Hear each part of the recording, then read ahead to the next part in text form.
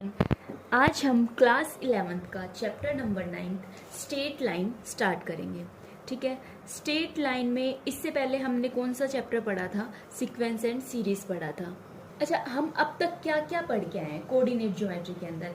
X axis के बारे में पढ़ के आए हैं, वाई एक्सिस के बारे में पढ़ के आए हैं, ऑर्डिनेट किसको बोलते हैं, एब्सिसा किसको बोलते हैं, इन सब के बारे में हम जो है पढ़ के आए हैं। फिर कोऑर्डिनेट प्लेन हमारा क्या होता है, कौन सा ओरिजन होता है, 2 डायमेंशनल के अंदर किस हिसाब से होते हैं, ये सब हम पढ़ के आए हैं। अच्छा, ये बताओ कि यदि मैंने बोल दिया कि आपको एक पॉइंट है 3,0 या फिर 0,3, ठीक है, इन पॉइंट को आपको प्लॉट करना है, तो सबसे पहले इनकी नंबरिंग दे देते हैं 1 2 3 4। इस साइड ऊपर ये वाई एक्सिस पॉजिटिव होगी, नीचे वाई एक्सिस नेगेटिव होगी। ये right hand side x axis positive and left hand side x axis क्या हो जाएंगी, आपकी नेगेटिव हो जाएंगी। ये हमारा पूरा क्या होता है, एक कोऑर्डिनेट प्लेन होता है। अब मैंने बोला एक्स कोऑर्डिनेट आपके पास 3 है, वाई कोऑर्डिनेट 0 है, तो हम किस टाइप से प्लॉट करते थे? सबसे पहले ये जो होता है एक्स कोमा वाई इस फॉर्म में होते हैं। जो पहला वाला नंबर होता है वो एक्स कोऑर्डिनेट को दिखाता है, दूसरे वाला वाई को दिखाता है। तो पहले वाला एक्स है तो एक्स की वैल्यू 3, तो देखो ये एक्स एक्सिस है, इस पे 3 ही हो गया। कह रहे वाई 0 है, वाई 0 है तो हम ठीक है यहीं पे ले लेंगे, तो ये क्या हो गया 3 एंड 0 हो गया। अच्छा, ये बात बिल्कुल ध्यान से समझना, पता है आप लोग पहले पढ़ के आ चुके हैं लेकिन एक बार फिर से रिवाइज हो जाएगा। अब ये आपके पास है एक्स तो 0 है, ठीक है भाई, x 0 है, लेकिन y की वैल्यू कितनी है 3, y की वैल्यू 1 2 3, y की वैल्यू 3 एंड x की वैल्यू 0, तो ये पॉइंट आपके पास क्या है, यहाँ पे आ जाएगा। अभी इसी के साथ हम इसको आगे और एक्सटेंड कर लेते हैं, इधर नेगेटिव एक्सिस भी बना लेते हैं, नेगेटिव पॉइंट को भी शो कर देते हैं। नेगेटिव पॉइंट इधर हो जाएगा -1 -2 -3, सेम इसी टाइप से इधर आपके पास हो जाएगा -1 -2 -3, और इसी टाइप से जो है ये चलते रहेंगे। अब मैं आपको एक बात बोलती हूँ कि यहाँ पे मैंने एक पॉइंट बोला 4,2, सॉरी -2, ठीक है, कुछ भी ले लो, मतलब कोई दिक्कत नहीं है, 4 एंड -2। अभी देखो एक्स एक्सिस 4 का है, 1 2 3 4, एक्स एक्सिस 4 यहाँ है, वाई एक्सिस -2 का है, वाई एक्सिस -2 यहाँ है, तो ये पॉइंट कहीं ना कहीं जाके यहाँ पे आएगा, मानते हो इतनी बात?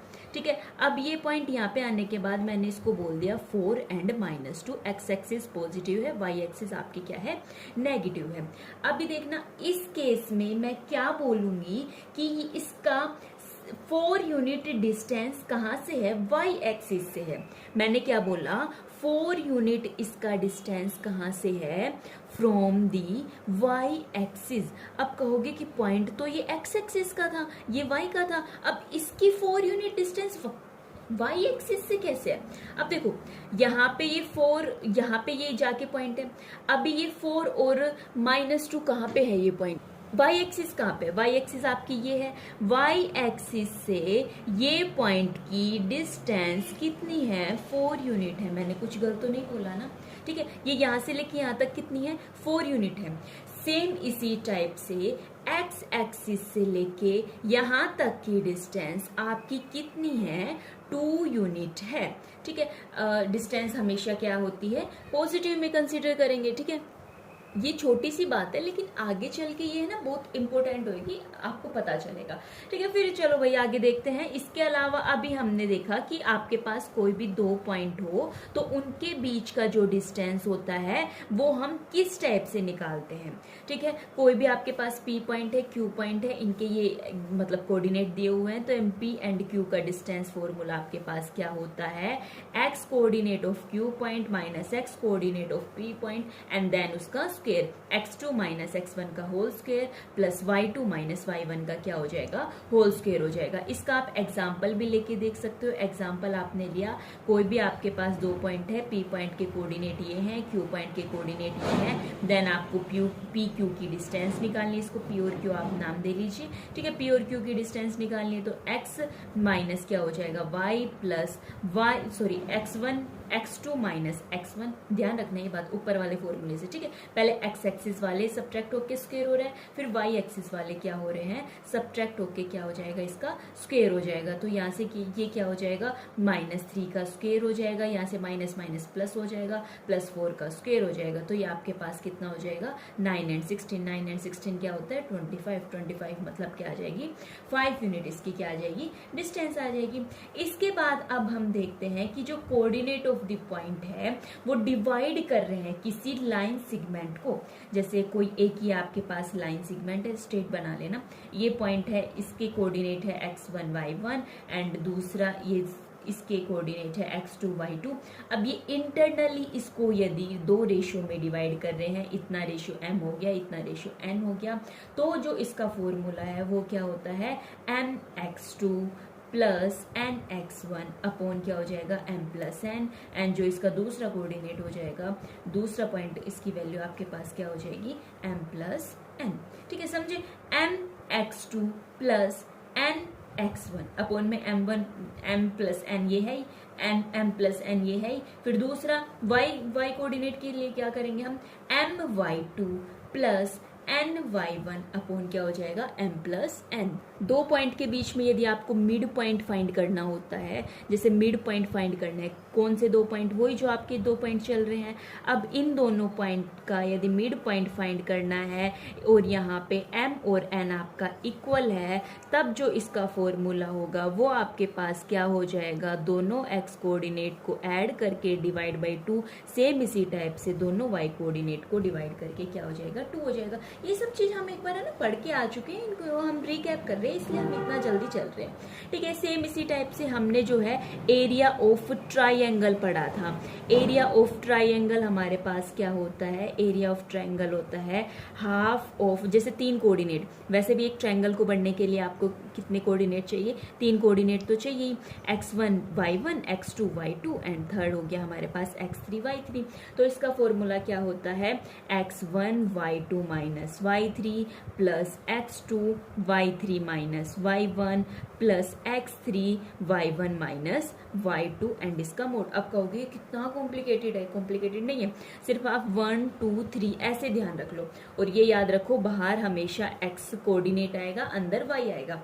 x 1 2 3, 2 आ गया तो 3 1, 3 आ गया तो 1 एंड 2, इस टाइप से ये जो है सिंपली ऐड हो जाएगा। इसके हम एग्जाम्पल लेके चल सकते हैं। अभी इसके बाद हमारे पास आता है inclination of the line. Inclination of line आपके पास क्या कहता है कि मान लिया कोई भी एक कोऑर्डिनेट सिस्टम में एक प्लेन के अंदर एक जो लाइन है वो कट कर रही है। ठीक है, इस प्लेन को इस टाइप से कट करिए कि यहाँ पे ये जो है एंटी क्लॉकवाइज आपका एंगल बना रही है थीटा, तब ये बचा हुआ आपके पास एंगल कितना हो जाएगा, 180 माइनस थीटा। क्यों, क्योंकि एक स्ट्रेट लाइन है, स्ट्रेट लाइन हमेशा 180 डिग्री का एंगल बनाती है। मैंने इसको थीटा बोला तो बचा हुआ मेरे पास क्या हो जाएगा, 180 माइनस थीटा हो जाएगा।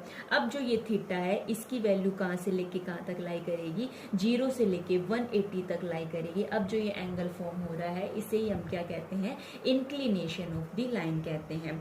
ठीक है, अब जो ये एंगल है यहाँ पे जो थीटा है इसे हमने क्या बोल दिया, इंक्लिनेशन ऑफ लाइन बोल दिया।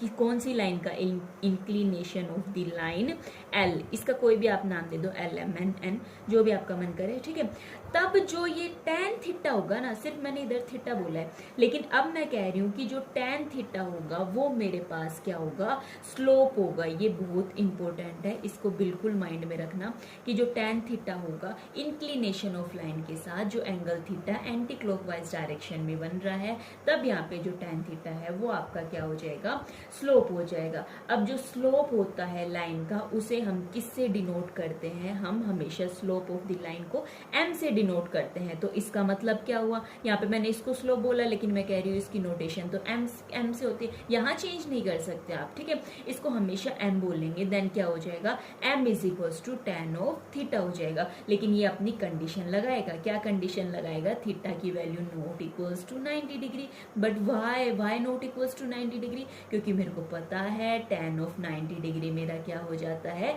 इनफाइनाइट हो जाता है, नॉट डिफाइंड हो जाता है, इसलिए मैंने पहले ये कंडीशन लगा दी है। ठीक है, इसके बाद आप, और वैसे भी कॉमन सी बात है कि कुछ ना कुछ इंक्लाइन का मतलब पहले बताओ कि भाई इंक्लाइन का मतलब कि कुछ ना कुछ चीज़ है ना थोड़ी टेढ़ी है। अब ये यदि 90 डिग्री हो जाएगा तो एकदम सीधा हो जाएगा, ठीक है। यदि फिर भी मैं वैसे तो इस पे ये 90 पे डिफाइन नहीं है, मतलब इन्फिनिटी इसकी वैल्यू आ जाती है, फिर भी है ना कुछ इंक्लाइन ही नहीं होगा, एकदम सीधी चीज हो तो स्टेट बोलूंगी ना मैं, उसको इंक्लिनेशन क्यों बोलूंगी, ठीक है। इस वजह से भी एक ये रीजन ये भी हो सकता है कि इस वजह से भी हम ये 90 डिग्री इसकी वैल्यू नहीं ले रहे। अब इसके बाद क्या कहते हैं कि जो है ना slope of the x axis के साथ वो क्या हो जाएगा, 0 हो जाएगा। स्लोप ऑफ एक्स एक्सिस मतलब थीटा आपका कितना हो जाएगा, 0 डिग्री हो जाएगा। जब थीटा आपका 0 डिग्री हो जाएगा तो इसका स्लोप कितना हो जाएगा, m is equals to tan of theta, मतलब tan ऑफ 0। tan ऑफ 0 की वैल्यू 0 होती है। जब tan ऑफ 0 की वैल्यू 0 होती है तो इंक्लिनेशन बिल्कुल किस पे हो जाएगा, एक्स एक्सिस पे हो जाएगा। तो इस केस में पूरा क्या हो जाएगा, एक्स एक्सिस पे हो जाएगा। अभी कहोगे भाई एक्स एक्सिस पे हो गया, मेरे को तो वाई एक्सिस पे भी लेके आना है। भाई ले आओ, बिल्कुल वाई एक्सिस के ऊपर लेके आओगे तो स्ट्रेट लाइन बन गई, स्ट्रेट लाइन बन गई तो 90 डिग्री एंगल बन गया। 90 डिग्री पे अभी भी तो बोला है कि भाई क्या हो जाएगा, हमारा नोट डिफाइन हो जाएगा। तो वाई एक्सिस पे ये क्या हो जाता है, नोट डिफाइन हो जाता है, ठीक है। अभी इसके बाद हम देखते हैं, क्या देखते हैं अब हम, slope of a line when the coordinate of any 2 point on the line are the given. एक ऐसी लाइन का स्लोप देखेंगे जहाँ पे जो कोऑर्डिनेट है ऑफ एनी 2 पॉइंट के वो उस लाइन के ऊपर गिवन है। क्या मतलब है इस बात का, चलो इसे हम अच्छे से समझने की कोशिश करते हैं। मैंने मैंने लाइन ली, ठीक है, एक प्लेन के अंदर मैंने एक लाइन ली है, कुछ इस टाइप से मैंने ये लाइन ली है, ठीक है। यहाँ पे एक्स एक्सिस वही अपना जर्नली वाई एक्सिस हो गया। इस लाइन का नाम मैंने वही एज यूजुअल एल दे दिया। अब इस पे मैंने 2 पॉइंट ले लिए, एक पॉइंट मैंने यहाँ पे ले लिया क्यू पॉइंट, एंड देन एक पॉइंट मैंने यहाँ पे ले लिया पी पॉइंट ले लिया। अभी यहाँ पे जो सबसे स्टार्टिंग में कॉन्सेप्ट बताया था ना वो आएगा, अब पता चलेगा किसने ध्यान से सुना था किसने नहीं, ठीक है। क्यू के कोऑर्डिनेट हो गए x2 y2 and then P के हो गए हमारे पास x1 एंड y1। अब इसके बाद मैंने क्या कर दिया, एक परपेंडिकुलर यहाँ से ड्रॉ कर दिया। परपेंडिकुलर ड्रॉ कर दिया तो भाई कितने डिग्री का एंगल बनाएगा, 90 डिग्री का एंगल बनाएगा। अब ये जो एक इंक्लिनेशन है इसका थीटा है वो यहाँ से हो रहा है, एंड सेम इसी टाइप से जब यहाँ पे मैंने एक पॉइंट मान लिया m पॉइंट, यहाँ पे q और m भी आपस में परपेंडिकुलर है तो ये कितना बनाएगा, 90 डिग्री का एंगल बनाएगा। अभी मैं देखना एक बात मैं लिखूंगी यहाँ से कि जो tan ऑफ थीटा है, थीटा आपके पास ये एंगल भी थीटा ही है, ठीक है। यहाँ से जो tan ऑफ थीटा है वो किसके इक्वल हो जाएगा, M Q upon M P. अब एम क्यू की वैल्यू मैंने लिख दी y2 minus y1 upon x2 minus x1। अभी ये कैसे लिख दी मैंने, और ये क्या हो रहा है, क्यों हो रहा है, तो चलो आप मेरे को ये बताओ tan थीटा की वैल्यू कितनी होती है, परपेंडिकुलर अपॉन क्या होता है, बेस होता है। परपेंडिकुलर इस वाली ट्रायंगल में ओनली कौन सी ट्रायंगल की बात चल रही है, क्यू पी एम इसकी बात चल रही है, या फिर क्यू एम पी इस ट्रायंगल की बात चल रही है। तो इस केस में परपेंडिकुलर दिख रहा है, साफ साफ दिख रहा है, यहाँ पे 90 डिग्री का एंगल बन रहा है। तो परपेंडिकुलर आपका ये है एंड देन बेस आपका क्या हो जाएगा, ये हो जाएगा। अभी m के जो कोऑर्डिनेट्स हैं, ठीक है, फिलहाल इसकी नीड नहीं है तो हम ऐसे ही समझते हैं एक बार इसको। अभी ये देखो, ये जो डिस्टेंस है ये ऐसे ही ऊपर वाला, ये सबसे स्टार्टिंग में हमने पढ़ा था जो इस टाइप का डिस्टेंस है, कॉमन सी बात है, वाई एक्सिस के पैरेलल है तो ये वाई एक्सिस वाला ही डिस्टेंस है। देन एम क्यू का डिस्टेंस क्या हो जाएगा, ये आपका हो जाएगा y2, और जैसे ये पॉइंट x1 y1 है सेम उसी टाइप से ये सिर्फ मेरे को तो सिर्फ डिस्टेंस बताना है, ठीक है, और कोई छेड़छाड़ी नहीं करी मैं, सिर्फ यहाँ से लेके यहाँ तक का डिस्टेंस बताना है, जो आपके पास क्या हो जाएगा y2 माइनस क्या हो जाएगा y1 हो जाएगा। सेम इसी टाइप से सिर्फ इतना डिस्टेंस बताना है। अब ये चीज चाहे मैं यहाँ ले लूँ, सिर्फ ये पॉइंट को सेम एग्जैक्ट लाते लाते चाहे मैं यहाँ ले लूँ, डिस्टेंस तो चेंज नहीं होगा ना आपका, ठीक है, डिस्टेंस चेंज नहीं होगा ना। अब सेम इसी टाइप से ये इसका डिस्टेंस, अब ये क्या है, एक्स एक्सिस के पैरेलल होता है। देन ये वाला डिस्टेंस हम किसका मानेंगे, एक्स एक्सिस का मानेंगे, बिल्कुल सबसे स्टार्टिंग में पढ़ाया था। तो ये क्या हो जाएगा, x2 माइनस क्या हो जाएगा, x1 हो जाएगा। अब tan थीटा हमारा क्या होता है, tan थीटा स्लोप होता है। स्लोप को किससे डिनोट करते हैं, m से डिनोट करते हैं।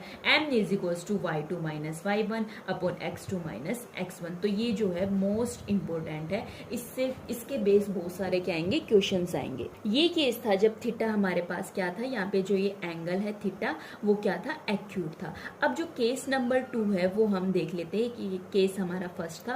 केस नंबर 2 है, यदि थीटा आपके पास क्या हो जाएगा, ऑब्ट्यूज हो जाएगा। जब एंगल आपका ऑब्ट्यूज हो जाएगा तो उस केस में हम क्या लेंगे, उस केस में हमारे tan थीटा की वैल्यू क्या आ जाएगी, minus of y2 minus y1 upon x1 minus क्या हो जाएगी, x2 हो जाएगी, जिसको हम फिर से वापस से किसके इक्वल कर देंगे, y2 माइनस y1 अपॉन क्या हो जाएगा, x2 माइनस x1। अभी ये क्या हुआ, ये क्या हो रहा है, चलो इसको और समझने की कोशिश कर लेते हैं। अभी हमारा सिर्फ क्या था, tan थीटा था।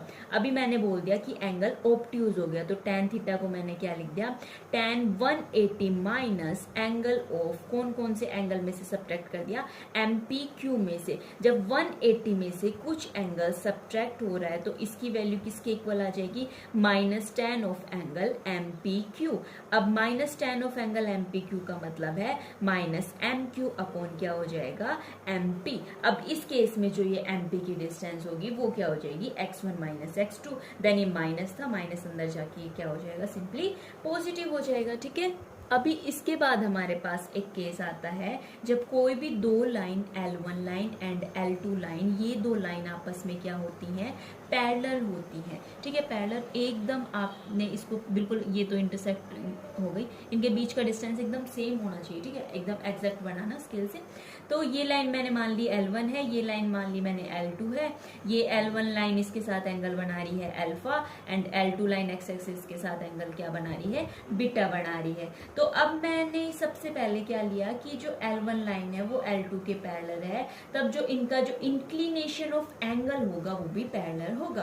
कैसे भाई, इनके पैरेलल लाइन क्या होती है, बीच की डिस्टेंस क्या है, एकदम एग्जैक्ट क्या है, सेम है। तो इस केस में मैंने क्या बोल दिया, अल्फा की वैल्यू किसके इक्वल हो गई, बीटा की इक्वल हो गई। ठीक है, तो भाई अल्फा की वैल्यू बीटा की इक्वल हो गई, मैं दोनों साइड tan ले सकती हूँ, हाँ जी बिल्कुल ले सकती हूँ, tan alpha and tan beta. अब tan अल्फा और tan बीटा इक्वल हो गए, इसका मतलब ये tan अल्फा क्या होता है, स्लोप होता है। स्लोप को किससे डिनोट करते हैं, m से डिनोट करते हैं। लेकिन यहाँ पे दो लाइन की बात चल रही है तो कोई दिक्कत परेशानी नहीं होगी, मैं इसका नाम m1 दे देती हूँ, इसका नाम मैंने क्या दे दिया, m2 दे दिया। तो इसका मतलब ये हुआ जब L1 लाइन L2 लाइन के पैरेलल होती है तो उनका स्लोप भी क्या होता है, इक्वल होता है। ठीक है, स्लोप इक्वल होता है। तब क्वेश्चन सोल्व करने के लिए मैं tan अल्फा की वैल्यू किसके इक्वल कर दूंगी, tan बीटा के इक्वल कर दूंगी। अब कौन सी प्रॉपर्टी से, टेंजेंट फंक्शन की प्रॉपर्टी से यहाँ से अल्फा बीटा, और या फिर जो है इसका कन्वर्स भी लेके चल सकते हो, कुछ भी दिक्कत नहीं है।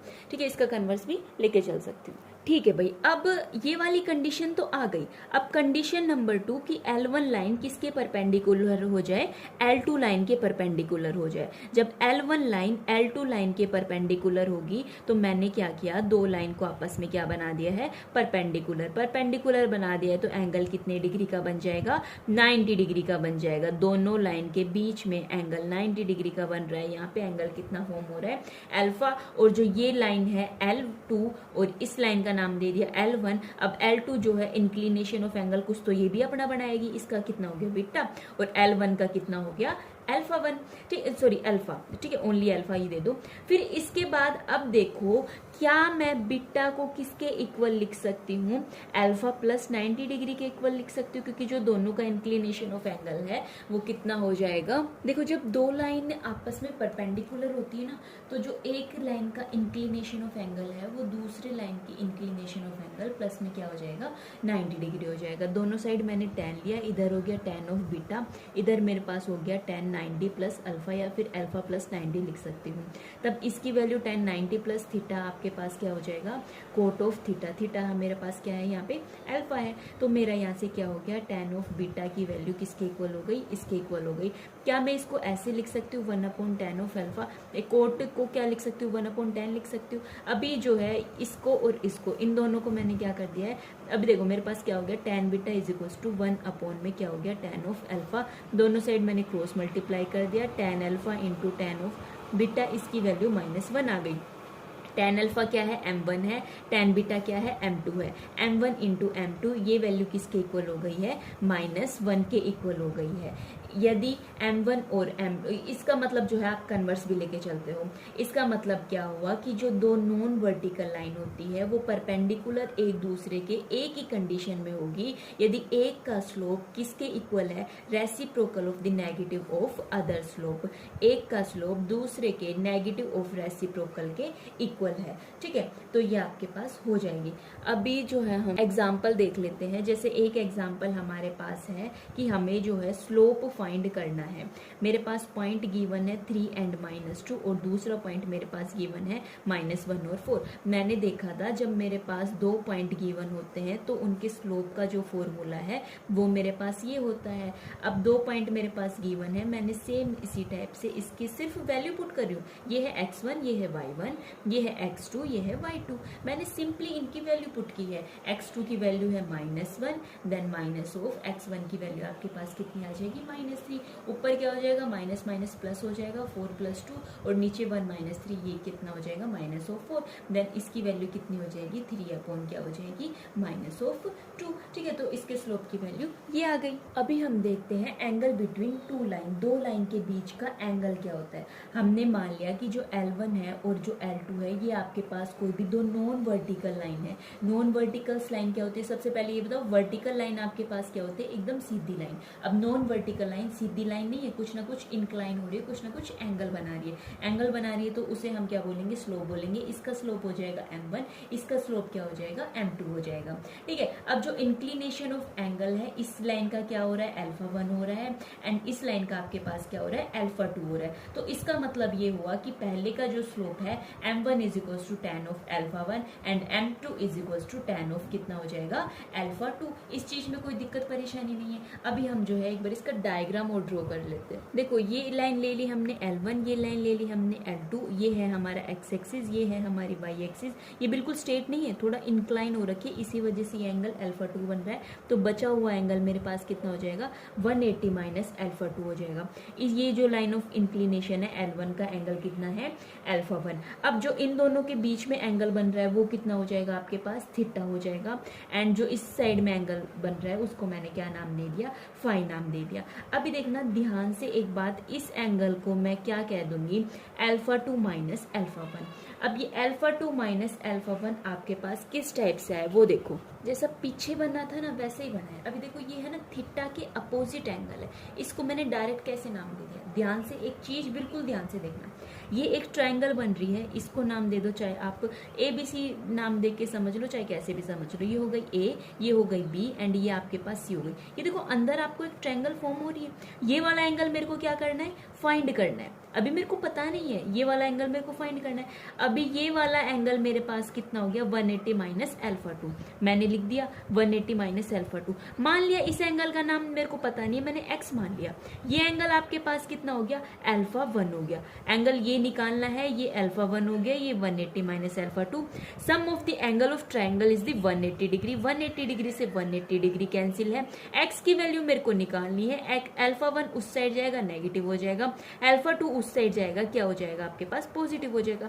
x की वैल्यू कितनी आ गई, α2 - α1। अब ये x और कुछ नहीं, मेरे पास सिर्फ ये ही वैल्यू थी, तो इसका मतलब ये एंगल आ गया। ये एंगल आ गया तो मेरे पास क्या हो गया, थीटा की वैल्यू कितनी हो गई है, α2 - α1। ठीक है, सेम इसी टाइप से जो मैंने पिछले उसमें लिखा था ना, यदि आप उसको डायरेक्ट समझ रहे हो ना तो यहाँ से देख लो, ये भी मैंने कैसे लिखा था। ये भी आपके पास एक ट्राइंगल ही फॉर्म हो रही है बेटा जी। ठीक है, ये एक ट्राइंगल फॉर्म हो रही है, इधर 90 डिग्री है तो इसके ये वर्टिकल अपोजिट्स एंगल हो गए। ये भी आपका कितना हो जाएगा, 90 डिग्री हो जाएगा। अब जैसे ही ये आपकी ट्राइंगल फॉर्म हो रही है, एक एंगल आपके पास 90 डिग्री है, ये वाला एंगल आपके पास अल्फा है, एंड ये बचा हुआ एंगल आपके पास कितना है, 180 माइनस क्या हो जाएगा, बीटा हो जाएगा। ठीक है। 180 माइनस बीटा हो जाएगा, sum of angle of triangle 180 degree होता है, 180 डिग्री से 180 डिग्री कैंसिल हो गया। देन आपको किसकी वैल्यू निकालनी थी, बीटा की वैल्यू निकालनी थी ना, तो आपके पास क्या हो जाएगा 90 plus alpha minus beta is equal to 0। Then beta is equal to क्या आ जाएगा, अल्फा प्लस क्या हो जाएगा 90 डिग्री हो जाएगा। तो इस चीज में भी जो है कंफ्यूज मत होना कि किस टाइप से आया। अभी इतना आ जाने के बाद तो मैं क्या इसको लिख सकती हूँ, tan ऑफ थीटा की वैल्यू निकालनी है तो ये क्या हो जाएगा tan ऑफ अल्फा 2 माइनस क्या हो जाएगा अल्फा 1। तो ये किसका फॉर्मूला है, tan of a minus B. And what is the formula of the tan of a minus B, is the tan of a minus tan of b upon 1 plus tan of a into क्या हो जाएगा tan of b। Simply मैं इसका formula लगाऊं तो tan of alpha 2 minus alpha 1 इसकी value किसके equal हो जाएगी, tan of alpha 2 minus tan of alpha 1 upon 1 plus tan of alpha 1 into क्या हो जाएगा tan ऑफ अल्फा 2। अभी ये बताना मेरे को tan ऑफ अल्फा 2 क्या है, tan ऑफ अल्फा 2 L2 का है। L2 जो लाइन का इंक्लाइन एंगल ये बन रहा था, देन मैंने इसका स्लोप क्या माना था M2, अल्फा 1 का M1। सेम इसी टाइप से मैंने जो है इनकी वैल्यू पुट कर दी। अब इनकी वैल्यू पुट करने के बाद यहाँ से जो फाई है उसकी वैल्यू आपके पास कितनी आ जाएगी, ये वाला जो फाई एंगल है, फाई एंगल की वैल्यू आ जाएगी 180 माइनस थीटा। अभी ये वैल्यू कैसे आई, देखो ये पूरी जो है एक स्ट्रेट लाइन बन रही है, ये एंगल थीटा है, देन बचा हुआ एंगल आपके पास 180 माइनस क्या हो जाएगा थीटा हो जाएगा। तो आप सिंपली यहाँ से क्या tan फाई की वैल्यू निकाल सकते हो, हाँ जी बिल्कुल निकाल सकते हैं। tan फाई की वैल्यू कितनी हो जाएगी, tan of 180 minus theta, and tan of 180 minus theta is equal to minus of tan of theta, minus of tan of theta. Then मेरे पास ये वाली वैल्यू है, नेगेटिव बाहर लगाऊंगी तो नेगेटिव नेगेटिव माइनस, और ये आपके पास क्या, मैं इसको डायरेक्ट इस टाइप से लिख सकती हूँ, कोई दिक्कत परेशानी तो नहीं है। लेकिन मैं एक कंडीशन रख दूंगी, 1 प्लस m1 m2 ये नॉट इक्वल्स टू 0। अच्छा मैं हर बार ये नीचे वाला नॉट इक्वल टू 0 क्यों करती हूँ, क्योंकि समथिंग नंबर अपॉन 0, समथिंग कुछ भी हो सकता है, ए वैल्यू कोई भी नंबर अपॉन 0 ये आपके पास क्या हो जाता है, इनफाइनाइट हो जाता है, या फिर क्या हो जाता है, नॉट डिफाइन आपके पास नंबर हो जाता है। अभी जो है मैं इसके कुछ केस लेके चलूंगी। केस नंबर 1 आपके पास कहेगा यदि m2 minus m1 upon 1 plus m1 into m2 इसकी वैल्यू आपके पास पॉजिटिव है, तब आपके पास क्या कंडीशन हो जाएगी कि जो tan थीटा है वो क्या हो जाएगा, पॉजिटिव हो जाएगा। बट tan फाई आपके पास क्या हो जाएगा, नेगेटिव हो जाएगा। क्यों, अरे tan phi is equal to minus of tan theta है, तब मैंने इसको पॉजिटिव बोल दिया तो ये तो आपके पास नेगेटिव हो जाएगा, कोई दिक्कत नहीं है। सेम इसी टाइप से इसका केस नंबर 2 जो है बिल्कुल अपोजिट हो जाएगा। यदि ये मेरे पास जो है tan थीटा आपके पास नेगेटिव हो जाएगा तो आपके पास tan फाई क्या हो जाएगा, पॉजिटिव हो जाएगा। तो मैं tan थीटा को क्या कह दूंगी, tan theta is equals to mod of m2 minus m1 upon 1 plus m1 into m2। और सेम ये जो है ऊपर वाली कंडीशन लगा सकते हो। इस चीज में कंफ्यूज तो नहीं हो रहे ना कि फाई क्या है, थीटा क्या है। अजी जो थीटा है ना वो आपका एक्यूट एंगल है, और जो फाई है ना वो ऑब्ट्यूज एंगल है। तो ये जो छोटी छोटी बात मैं बताना भूल जाऊँ ना तो फिर इनको मैं कवर अप कर लेती हूँ जब मेरे ध्यान में आता है कि ऐसा कुछ डाउट हो सकता है। तो थीटा एक्यूट एंगल है आपका, जो फाई है ना वो क्या है, ऑब्ट्यूज एंगल है। अभी आपके पास क्वेश्चन किस टाइप के आ सकते हैं, हो सकता है कि आपको जो है थीटा की वैल्यू दे दे और एक स्लोप की वैल्यू दे दे और दूसरे की वैल्यू निकालनी हो, तो वो जो इक्वेशन है हमें अच्छे से सोल्व करने आती है। इसकी वैल्यू गिवन है, इसकी वैल्यू गिवन है, इसकी निकालनी है। सेम जिस टाइप से हम इक्वेशन सोल्व करते हैं ना उसी टाइप से इक्वेशन की तरह हम इसे सोल्व कर लेंगे। लेकिन जो एक बात ध्यान रखने की है वो आपके पास क्या है कि मोड लगा हुआ है, मोड लगा हुआ है मतलब इसकी वैल्यू हम जो है प्लस माइनस ले लेते हैं। मोड इसी वजह से तो लगा है ना कि आप एक बार इसकी वैल्यू पॉजिटिव ले रहे हो तो इसकी नेगेटिव आ रही है, फिर इसकी नेगेटिव ले रहे हो तो इसकी पॉजिटिव आ रही है, मतलब पॉजिटिव नेगेटिव दोनों केस में बन रही है। इस केस में भी पॉजिटिव नेगेटिव है, इस केस में भी पॉजिटिव नेगेटिव है। तो आपकी इधर से मैंने पॉजिटिव नेगेटिव का केस ही खत्म करके मैंने क्या ले लिया, इसको मोड करके ले लिया। मोड को जब हम खोलते हैं तो वैल्यू क्या आ जाती है, प्लस माइनस करके आ जाती है। तो इसी टाइप से जो है हम इन क्वेश्चंस को सोल्व कर सकते हैं। ठीक है, तो फिर इस वीडियो में हम इतना ही रखते हैं, नेक्स्ट वीडियो में आगे देखेंगे। राधे राधे।